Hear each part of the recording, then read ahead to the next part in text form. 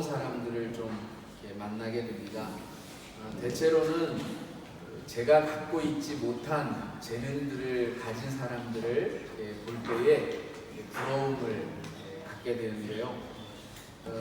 왠가 하면 그것은 제가 갖고 있지 못한 것이기 때문에 아마 그럴 것입니다. 흔히들 손에 넣지 못했을 때가 가장 귀하고 손에 쥐고 있는 떡은 좀 하찮게들 그렇게 생각한다고 하잖아요. 남이 갖지 못한 나의 것, 그것에 좀 이렇게 만족하고 또 감사하는 그렇게 그런 마음으로 살아갈 수 있으면 참 좋은데, 대체로는 이제 남의 떡이 훨씬 이제 커 보이고, 그래서 그것을 억지로 뺏으려고 하는 욕심들이 생기거나 또 남의 재능을 시기하고 질투하는 마음이 커지면 사실은 좀 우리가 살아가는 세상이 좀 비극적으로 이렇게 변하기가 십상일 것입니다. 바라는 것은 우리가 이제 욕심을 좀 버리고 또 한편으로는 자기에게 있는 것, 자기에게 하나님이 주신 것에 대하여 감사하는 마음으로 그렇게 살아간다면 오히려 우리의 삶은 조금 더 풍성해질 수 있을 것이라고 생각이 됩니다. 저는 개인적으로 제가 부러워하는 사람들이 있습니다. 대체로 이제 예술적인 재능을 가지고 있거나 혹은 그런 취미를 이렇게 가지고 있는 분들을 보면 참 이렇게 부럽다라는 생각이 듭니다. 그러니까 그림을 잘 그리거나 악기를 잘 다루거나 혹은 노래를 잘하는 사람들, 또 손재주가 좋아서 이렇게 뚝딱뚝딱 손을 대면 예쁜 공예품이나 장식물도 되고 또 망가진 것도 이렇게 새로워지도록 하는 그런 사람들이 좀 이렇게 부럽게 느껴집니다. 왜냐하면 저는 이렇게 학창 시절부터 사실 이제 그런 데는 재능이 별로 없어서 그 뭐 미술 점수나 뭐 음악 점수 그리고 이렇게 뭐 만드는 기술 점수 이런 거는 실기가 있을 때는 항상 그냥 기본 점수, 그러니까 그냥 제일 최하점, 그러니까 이제 그런 것만 이렇게 받다 보니까 확실히 이제 그런 재능을 가진 분들을 보면 아무래도 부럽게 느껴지는 게 당연했었습니다. 그런 반면에 이제 제가 좋아하는 게 있죠. 그러니까 저는 사실은 좀 이렇게 멍 때리거나 이렇게 생각하는 걸 좋아해요. 그래서 이제 하루 종일 이렇게 이제 멍하니 이렇게 생각만 하고 있을 때도 왕왕 있고요. 그리고 또 이제 어렸을 때부터 이렇게 책 읽는 거를 이렇게 좀 좋아하는 편이라 이렇게 분야를 안 가리고 그냥 닥치는 대로 손에 잡히는 대로 이렇게 책을 좀 읽었어요. 그래서 이제 그런 것들을 좀 좋아하긴 하는데 이제 그런 건 이렇게 겉으로 뭐 이렇게 드러나는 게 아니라서 눈에 보이게 이렇게 드러나는 게 아니라서 저도 이제 뭔가 눈에 이렇게 드러나는 것들을 이렇게 하고 난 뒤에 어떤 성취감 뭐 이런 것들을 좀 맛보고 싶은데 이제 그런 것들이 좀 없다 보니까 아무래도 내가 갖지 못한 그런 것들을 가진 분들을 보면 두려워 이렇게 좀 많이 부러워지는 거죠. 아마 여러분들에게도 어떤 것은 잘하고 또 어떤 것은 잘하면서 좋아하고 또 어떤 것은 잘하지만 하기 싫고 또 어떤 것들은 잘 못하지만 그래도 그 일을 할 때 즐겁고 뭐 이제 그런 다양한 일들이 있을 거예요. 여기서 한 가지 좀 중요한 사실들이 있는데요. 잘하지만 즐겁지 않은 일, 그런 일은 오래 하기는 어려워요. 근데 잘 못해도 재밌고 즐거운 일은 오래 할 수 있다는 거죠. 여러분 그래서 즐기는 것이 또 즐거움을 갖는 것이 굉장히 중요하고 또 그런 삶을 살아가는 인생이 참 행복한 삶을 살고 있다 그렇게 말할 수가 있습니다. 우리가 흔히들 그런 말을 하죠. 살기 위해서만 살아가는 삶, 말 그대로 생존만을 위해서 살아가는 그 삶은 어떤 한편에서는 뭐 위대하다, 좀 그래도 그것 자체로도 굉장히 충분히 가치 있는 삶이다라고 말할 수는 있지만 또 한편으로 보면 그렇게 살기 위해서만 살아가는 삶은 매우 좀 고단하다라는 생각이 들기도 합니다. 만일 이제 살기 위해서만 살아가는 사람들에게 주어지는 밤은 아마 이런 걸 거예요. 오늘 또 하루를 살아냈구나 하는 그런 안도감을 줄 수 있을 겁니다. 그런데 오늘 하루가 정말 나에게 즐겁고 행복했구나 라고 하는 그런 마음을 가져다 줄지는 사실 좀 미지수인 것 같습니다. 근데 이런 말씀을 드리면 아마 이렇게 반문할지도 몰라요. 목사님, 세상 물정 참 모르시네요. 삶을 즐길 수 있는 여유도 돈이 있어야 가능한 것 아닙니까? 먼저 살아 있어야 가능한 것 아니냐? 뭐 이렇게 이제 물을 수 있죠. 당연한 말씀입니다. 그리고 100번 이야기해도 옳은 말씀이기도 합니다. 근데 그것은 반드시 꼭 그러하다라고는 말하기가 좀 어렵죠. 왜냐하면 사실은 물질이라든지 소유라든지 이런 것들이 없어도 행복하고 즐겁게 살아가는 사람들이 있기 때문에 그렇습니다. 60, 70년대 미국의 히피 문화는 세계 초일류 국가를 향해 가고 있던 미국 사회 안에서 소위 말하자면 인생이 어떤 것이 과연 우리를 행복하게 하는가에 대한 근본적인 물음을 던졌던 하나의 거대한 젊은이들의 문화였어요. 그러니까 반드시 어떤 소유나 물질만이 우리를 행복하게 하는 것은 아니다. 그것을 떠나서 그보다 더 근본적인 어떤 행복을 주는 것들이 분명히 있다. 그런 것들을 찾아서 이제 나섰던 거죠. 그것이 사실은 오늘날 가장 번영하고 잘 살게 되어진 우리 한민족의 역사에서도 아마 지금이 가장 잘 사는 때일 거예요. 그간의 어떤 과거에보다도. 그런데 이렇게 잘 살게 되어진 지금 더욱 더 많이 회자되고 얘기되어지는 것이 무엇이냐? 웰빙이라는 거예요. 어떻게 하는 것이 정말 잘 사는 건가? 그러니까 그동안에 살아왔던 삶은 오로지 소유를 하기 위해서 달려왔던 삶이었어요. 근데 돌아보니까 그게 잘 사는 것인가, 행복한 것인가에 대한 물음을 던지게 했다라는 거죠.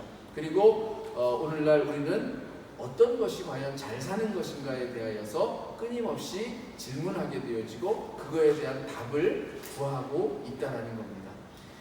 그런 면에서 비추어 보자면 분명 우리에게 어떤 주어져 있는 것만이 우리를 행복하게 하는 것은 아니다라고 하는 것을 알 수가 있습니다. 근데 대체로는 왜 그러면 그것 자체가 물론 나쁘다, 안 좋은 것이다 라고 말하는 것은 결코 아닙니다. 근데 왜 그런 것들이 우리를 행복하게 한다라고 분명하게 말할 수 없는가 라고 하는 것은 사실은 다른 데에 이유가 있습니다. 왜냐하면 많은 사람들이 누군가가 정해놓은 어떤 기준을 가지고 자신의 행복과 불행을 진단한다라는 거예요. 그러니까 소유에 관한 것도 마찬가지예요. 이만큼을 가져야 행복할 것이다. 이만큼을 가져야 좀 제대로 된 삶을 살 수 있어라고 하는, 좀 여유로운 삶을 살 수 있어라고 하는 그와 같은 기준들을 누군가가 계속해서 이야기하고 거기에 자꾸 빠져서 자신도 모르게 그래 나도 이 정도는 가져야지, 그 정도 가질 때까지는 뭐 하면서 그렇게 살아간다라는 거예요. 근데 사실 그렇게 살아가는 것은 누군가에 의해서 정해진 행복, 근데 그게 정말 과연 우리들 스스로에게 행복한 것인가에 대한 근본적인 의문을 갖게 한다라는 거죠. 그러니까 물질이나 소유나 사회적인 지위 등등 이런 것들이 어느 만큼 주어져야 행복할 것인가? 근데 그 기준을 정해주는 것은 누구인가? 다른 어떤 누구도 아니다라는 거예요. 그 기준을 정하는 것은 결국 우리 스스로라는 거죠. 그러니까 내가 그 기준의 주체가 되어져야 하고 내가 그 기준의 주체가 되어질 때 얼마든지 우리는 지금 내게 있는 것으로도 충분히 행복할 수 있거나 그보다 적을 때에도 충분히 행복할 수 있고 훨씬 더 많은 것들을 가졌음에도 불구하고 불행하다라고도 느낄 수 있다라는 겁니다. 그런데 우리는 자꾸만 뭔가 이 타인과 비교해서 그보다 무언가를 더 가져야 행복하다라고 하는 그런 것에 쇠뇌되어 있는지도 모르겠습니다. 그것은 결코 중요하지 않다라는 겁니다. 우리의 행복을 결정짓는 요소는 바깥에 있지 않다라는 겁니다. 그것은 내게 있고 내게 있는 것으로 우리는 즐겁고 행복할 수 있다라는 거죠.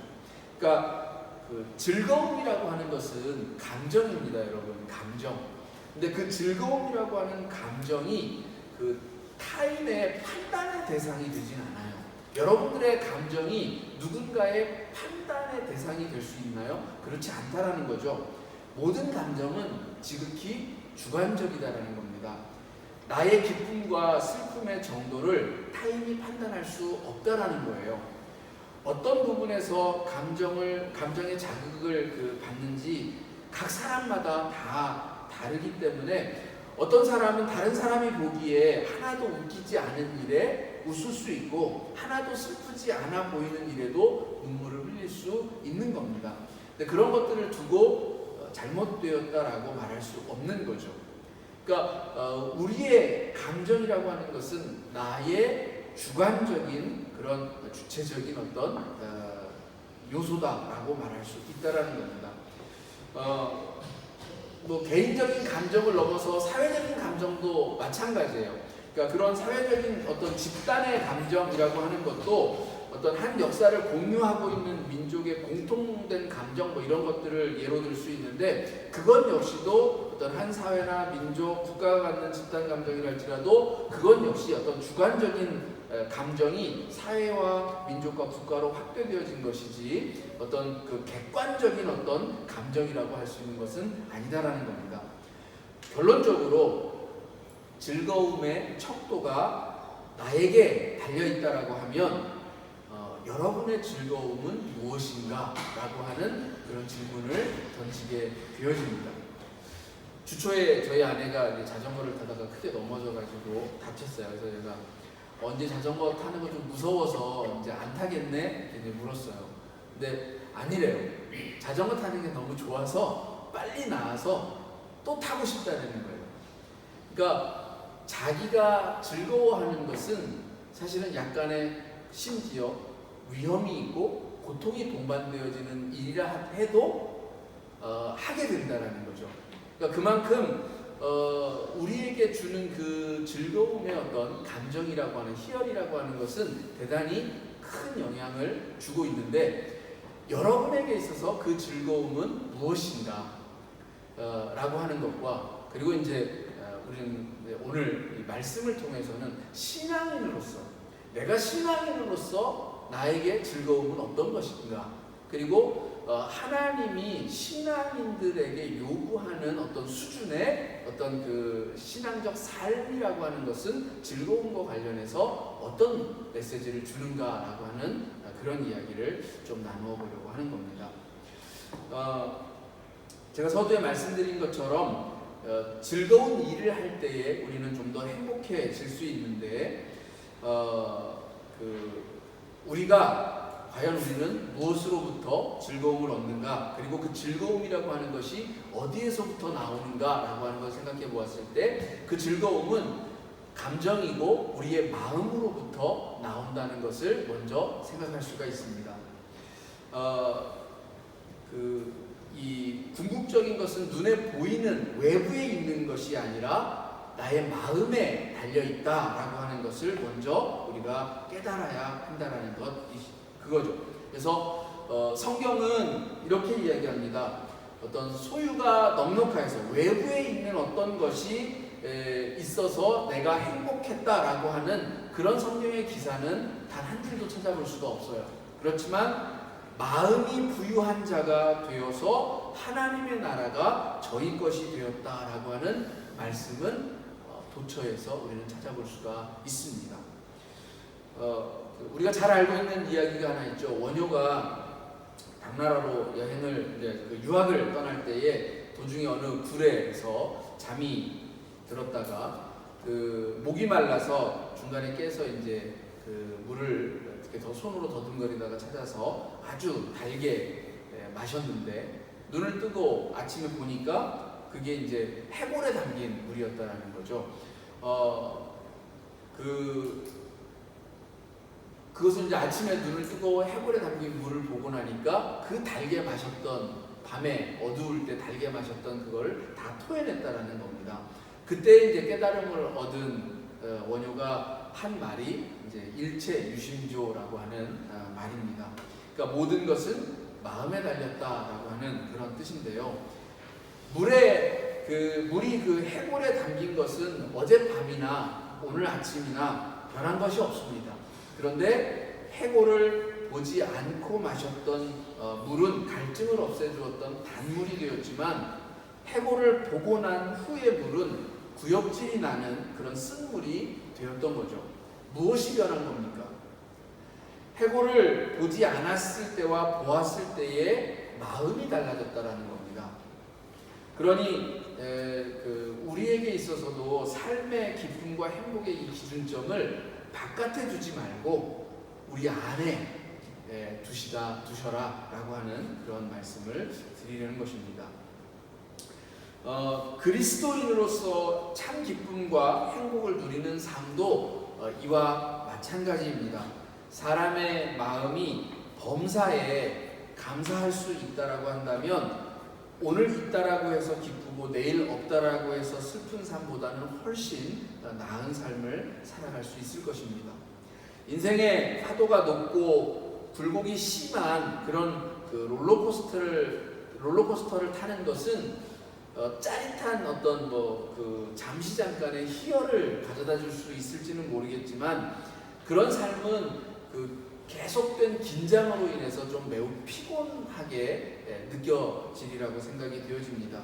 우리가 어떤 마음의 어떤 중심점을 제대로 둘 수 있다라고 한다면 변하는 것들 때문에 이리저리 휘둘리고 그것에 따라서 우리의 감정이 이리저리 왔다 갔다 하기보다는 조금 더 평안한 그런 마음의 평정을 유지할 수 있으리라고 생각이 되어집니다. 그래서 사실 흔들리지 않는 마음이 중요한데 그것을 우리가 어디에 우리의 마음의 닻을 어디에 내려야 할 것인가 라고 하는 부분을 우리가 생각해 볼 수 있어야 합니다. 우리가 닻을 정말 제대로 내린 배는 파도가 아무리 쳐도 그 배는 바다 위에 제대로 떠 있을 수 있습니다. 그러나 그 닻이 들어 올려져서 이리저리 휘둘릴 때에는 매우 위험천만한 그런 배의 상태가 되어지죠. 우리 그리스도인들이 마음의 닻을 내려야 할 곳은 어디인가? 오늘 시편 기자인 이 다윗은 주의 법이 나의 심중에 있다 이렇게 말을 하고 있습니다. 마음의 중심이 하나님의 말씀에 딱 내려져 있다라고 하는 것입니다. 우리가 보이든 보이지 않든 우리의 마음이 하나님의 말씀에 붙잡혀 있다라고 한다면 선하고 의로운 삶을 계속해서 지속적으로 살아갈 수가 있습니다. 친구 두 사람이 길을 가는데 땅에 떨어진 지갑을 보았어요. 그래서 그 지갑을 발견하고 얼른 준 한 친구가 다른 친구에게 이제 말을 합니다. 지갑을 열어보니까 꽤 큰 액수의 돈이 들어있었던 거예요. 그러자 지갑을 주는 친구가 함께 걸어가는 친구에게 내가 오늘 횡재를 했으니까 너에게 한턱 쏠게 이렇게 말을 합니다. 그 말을 들은 친구가 좀 이렇게 서운하다는 듯이 대답을 해요. 왜 자네는 우리의 횡재를 왜 나의 횡재라고 말을 하냐 이제 그렇게 말을 하죠. 그런데 조금 더 길을 가고 있는데 등 뒤로 어떤 사내가 헐레벌떡 막 뛰어오는 겁니다. 그러면서 소리치기를 도둑놈 잡아라 그러는 거예요. 그러니까 그러면서 이제 그 두 사람 앞으로 이렇게 왔어요. 그러니까 이제 그 지갑을 주었던 그 친구가 얼른 말하기를 이렇게 말합니다. 우리가 도둑놈이 아니라 우리가 길을 걷는데 이게 떨어진 게 있어서 주워서 주인을 찾아주려고 했던 거다. 그러니 화내지 마시고 가지고 가셔라. 그렇게 얘기를 한 겁니다. 이제 그 사내가 돌아가고 난 후에 또 그 친구가 더 이제 서운해서 말을 하는 거예요. 아니, 횡재를 할 때는 내가 횡재했다고 하더니 도둑놈 잡아라 그러니까 왜 우리가 그걸 주었다라고 하느냐. 그렇게 이제 말을 하는 거죠. 그러니까 우리의 그 마음 중심이 외부에 있으면 그에 따라서 마음이 자꾸 왔다 갔다 한다라는 겁니다. 그러니까 마음의 중심이 우리가 우정이나 정의 뭐 이런 것들에 놓여 있다라고 한다면 아마 좀 더 일관되게 행동을 할 수 있었을 것이라는 거죠. 결국 우리가 이 십자가의 좁은 길을 묵묵하게 끝까지 걸어가도록 하는 것은 결국 우리 마음의 중심이 하나님의 말씀 속에 놓여 있을 때에 우리는 그 어떤 것에도 흔들리지 않고 저 베세메스를 향하여 가는 소처럼 우직하게 좌로나 우로나 치우치지 않은 채로 똑바르게 갈 수 있다라고 하는 것입니다. 그리고 이보다 더 중요한 것은 내 마음이 하나님의 말씀 속에 그 중심을 두고 있을 때에 우리는 하나님의 뜻을 행하는 것이 즐거워진다라는 겁니다. 그러니까 하나님의 뜻을 행하는 것이 즐거운 사람, 그것이 바로 우리가 살아내야 하는 신앙인의 참 모습이다라고 하는 거예요. 그러니까 즐거움으로 하나님의 말씀을 살아가는 신앙, 이게 사실 하나님이 우리들에게 바라시는 참 신앙의 모습이라는 거죠. 그러니까 오늘 이 말씀을 보면 내가 주의 뜻을 행하기를 즐기오니 주의 법이 나의 심중에 있나이다. 주의 법이 내 심중에 있어서 내가 하나님의 말씀을 따라 살아가는 것이 너무 큰 즐거움이라고 하는 것을 지금 다윗이 고백하고 있다는 겁니다. 여기 그 주의 뜻을 행하기를 즐긴다, 이 표현이 사실 너무 굉장히 큰 감동으로 우리들에게 다가옵니다. 굉장히 큰 깊이 있는 말씀으로 우리들에게 주어지고 있다는 겁니다. 여러분, 그리스도인으로서 신앙의 삶을 살아갈 때에 내가 이것을 해야 한다, 신앙인으로서 이렇게 살아야지 하는 마음으로 어떤 의무감으로 행하는 것과 즐거움으로 행하는 것에 얼마나 큰 차이가 있겠습니까? 그렇죠? 만일 스승이 제자에게 어떤 그 삶을 또 그 구도의 길을 가르쳤을 때에 그 제자에게 진정으로 바라는 것은 무엇일까요? 내가 가르친 것을 그 가르침대로 따라야 한다라고 생각해서 행하는 것을 원할까요? 아니면 스스로 깨닫고 스스로가 자발적으로 살아가는 그런 경지에 오르는 것을 바랄까요? 주님이 제자들에게 바라셨던 것도 바로 스스로가 하나님을 깨닫고 하나님의 말씀, 하나님의 진리를 스스로가 깨달아서 그 성숙한 삶을 자발적으로 살아가기를 원하셨다라는 거예요. 내가 가르친 것, 그것을 의무감으로 내 선생님이 이렇게 가르쳤으니까 이렇게 행해야지 라고 하는 것은 조금 뭔가 2% 부족한, 그 삶도 굉장히 위대하고 굉장히 존중받을 만한 삶이지만 그보다 한 걸음 더 성숙해져 가야 한다는 것이죠.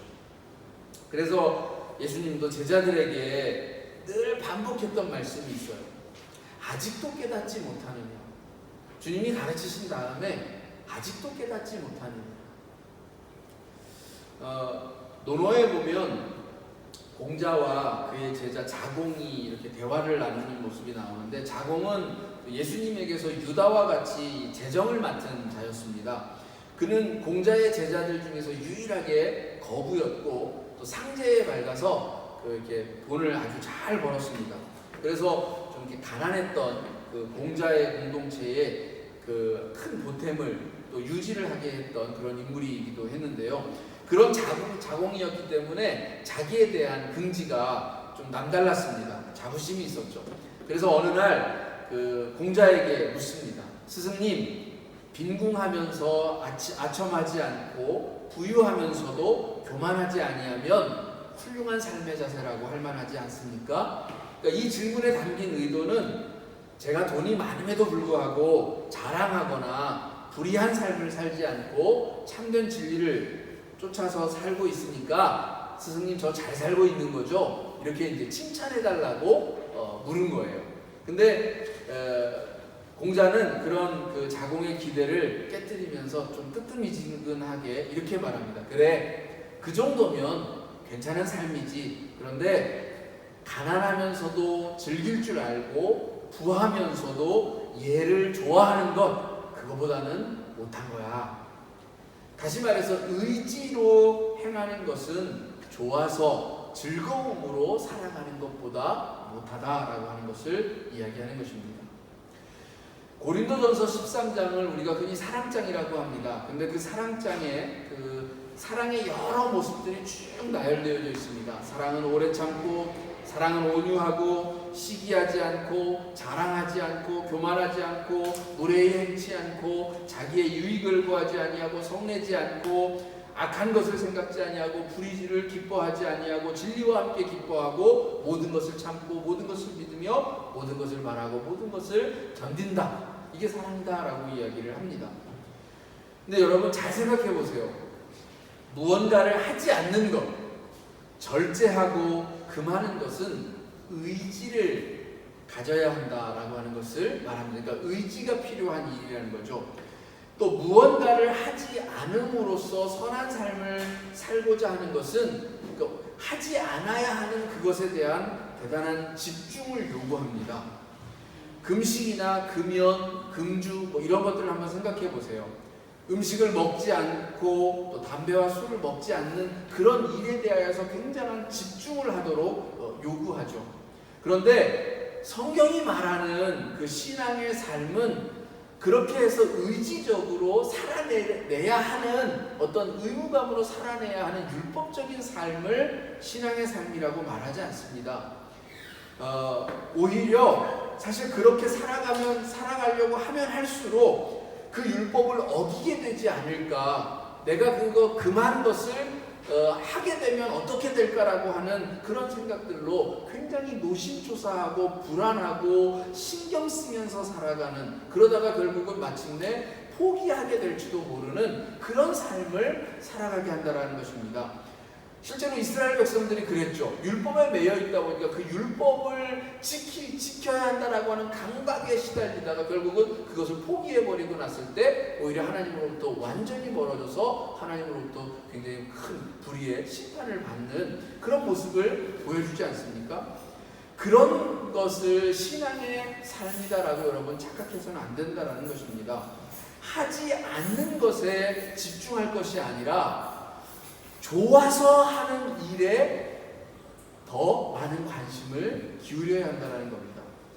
건강하게 사는 삶이 좋아지면, 내가 건강하게 사는 삶이 정말 좋아지면 금주도 금연도 절로 하게 된다는 겁니다. 시기나 자랑하지 않고 무례하게 행치 않고 자기의 유익을 구하거나 성내지 않고 악한 것을 생각지 않는 것은 여러분 사랑하면 저절로 하게 되지 않게 된다는 겁니다. 그래서 10절에서 이렇게 얘기합니다. 온전한 것이 올 때에는 부분적으로 하던 것이 패하리라. 여기서 온전한 건 뭐예요? 그러니까 사랑하는 것, 좋아하는 것, 자기가 진심으로 사랑하게 되어지면 나머지 하지 말아야 할 것들은 그것을 꼭 의지적으로 하지 말아야지 해서 안 하는 게 아니라 내가 좋아하는 그것 때문에 저절로 내 좋아하는 것에 방해되는 것들을 하지 않게 되어진다라고 하는 것입니다. 그게 바로 하나님이 우리들에게 원하시는 신앙의 삶이라는 거예요.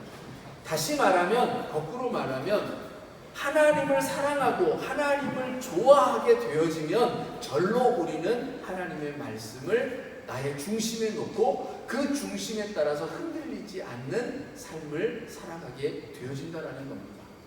우리가 우리 스스로에게 나는 정말 하나님을 사랑하는가, 정말 좋아하는가 라고 하는 질문을 던질 필요가 있어요. 그런 면에서 사실은 우리가 하나님께 나아오고 하나님의 말씀을 묵상하고 또 하나님과 대화하고 하는 것들을 정말 좋아서 하고 있는가에 대한 물음을 가지고 내가 그것이 정말 좋아질 수 있도록 하나님 앞에 기도해야 한다는 겁니다. 하나님, 내가 오늘 말씀을 읽어야 하는데 하나님의 뜻대로 살아야 하는데 하나님의 마음을 품어야 하는데 이런 것보다 하나님이 좋아지게 해주십시오. 하나님을 정말 사랑하게 해주십시오. 라고 하는 것.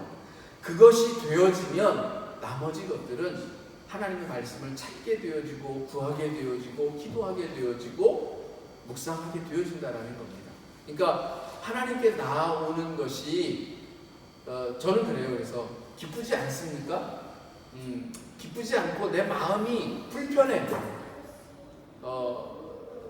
그럴 때 억지로 그렇게 뭔가를 하려고 하는 것보다는 그럴 때 잠시 우리 내려놓고 기다릴 때도 필요하다라고 생각을 합니다. 그러니까 여러분 억지스럽게 하는 것은 더 싫어지게 만들 수도 있는 일이 되어질 수 있어요. 하나님을 사랑하는 것도 때로는 가만히 그냥 모든 것들을 내려놓고 기다릴 때도 그런 때도 있으리라고 생각이 되어집니다. 하나님을 사랑하는 것, 그것을 우리가 좀 더 기다리고 그런 마음이 우리 속에서 좀 더 이렇게 솟아나오도록 우리가 하나님 앞에 기도하면 어느 순간 그것이 되어질 때에 분명 우리는 한 단계 더 성숙한 믿음의 삶을 살아갈 수 있으리라고 여겨집니다. 한 주간 살아가시면서 오늘 여기 이 다윗이 고백하는 것처럼 다윗이 얘기하죠. 우리가 읽은 6절 7절에서 하나님이 제사와 예물을 기뻐하지 않는다. 번제와 속죄제를 요구하지 않는다. 그러니까 억지스럽게 해야 하는 의무감으로 그 당시에 율법적으로 행하던 이런 모든 것들을 의무감으로 율법적으로 행하던 삶에서 기뻐하는 삶으로 즐거워해서 하는 삶으로 변화시키는 작업, 그것이 우리 가운데 일어나고 되어지면 사실은 이것을 굳이 해라 말아라 해야 할 필요가 없는 것이 되어진다라고 하는 겁니다. 여러분, 하나님께 예배하는 것, 즐거운 삶이 즐거운 신앙이 되어지기를, 또 우리의 한 주간의 삶이 하나님을 기뻐하고 하나님을 즐거워하는 그런 모습으로 변화해가는 그런 삶이 되어지기를 주님의 이름으로 축원합니다. 기도하시겠습니다.